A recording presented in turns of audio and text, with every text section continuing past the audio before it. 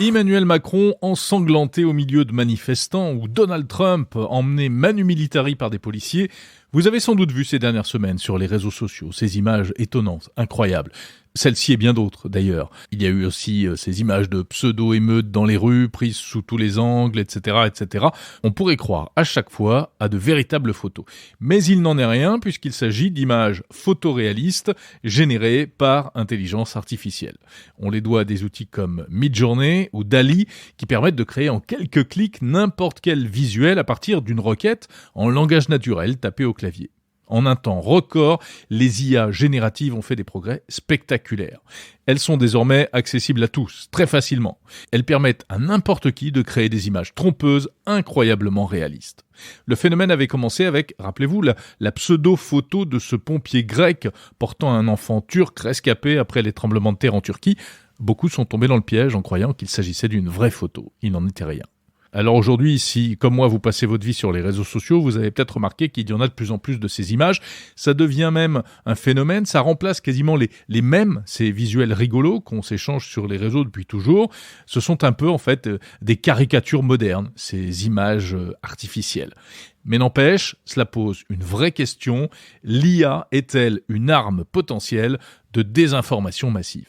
Car ces outils vont rendre extrêmement simple la fabrication de faux contenus. Et beaucoup de gens risquent d'être trompés. Le problème n'est pas tout à fait nouveau. Il y a 2 ans, rappelle le Figaro, un photojournaliste de l'agence Magnum avait dupé toute sa profession avec un reportage sur des hackers en Macédoine qui avait été illustré avec des photos en partie générées par intelligence artificielle. Le problème, c'est qu'aujourd'hui, la technologie va encore plus loin. Les IA génératives s'améliorent à une vitesse hallucinante. Bon, déjà, elles ont compris que les humains n'avaient pas 6 ou 7 doigts à chaque main, mais seulement 5. Dommage, ça permettait de repérer facilement une fausse image. Mais ce n'est pas fini. Aujourd'hui, c'est la photo, demain, c'est la vidéo.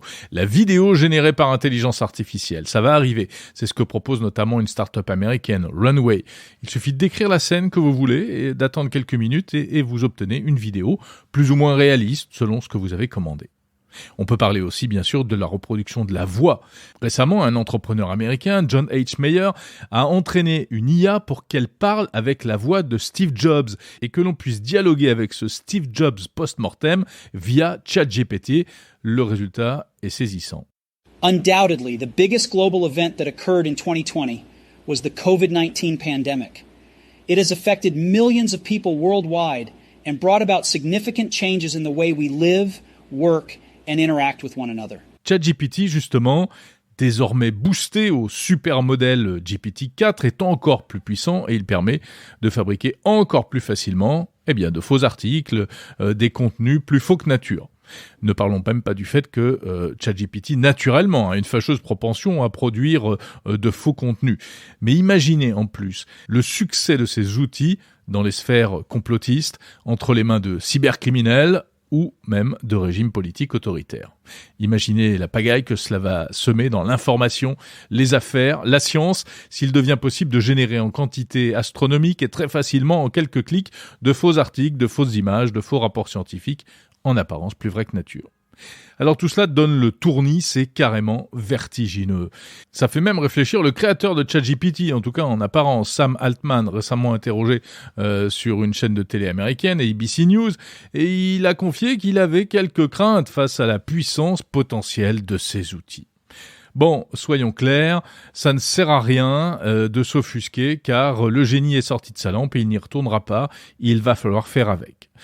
Si l'on veut garder un peu d'espoir, néanmoins, on pourrait se dire que, comme d'habitude, l'homme ayant inventé le pire, il finira bien par inventer le meilleur, ou en tout cas une manière de limiter les dégâts.